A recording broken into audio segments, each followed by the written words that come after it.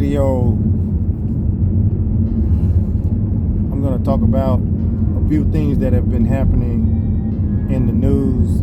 Today is June the 16th. So there's lots of chaos going on in America and the world. You have the ICE situation going on with the immigration issues in California.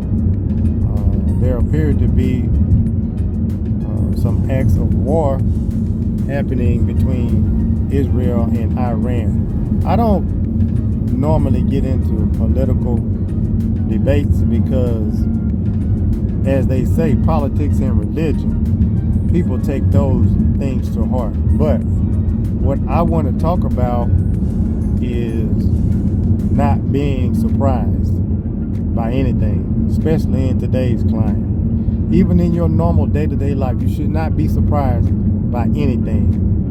People that you thought were on your side, they'll turn on you as long as something doesn't benefit them, and they'll use any reason to justify what they do. So you have to be careful and pay attention to your surroundings. In the military, we call that Murphy's Law. Murphy's Law states that anything that can happen will happen. That literally means, as I'm driving down this street, a car could just fall out of the sky and really be in the middle of this road. And I shouldn't be caught off guard by that.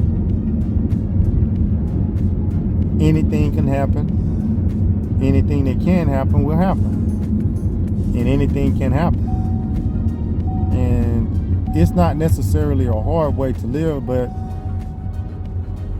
in the military, they teach you to be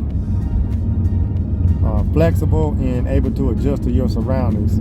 Sometimes you may be in extreme heat, sometimes you may be in extreme cold weather, but you have to be able to perform, as if it's normal circumstances. That comes through training and conditioning.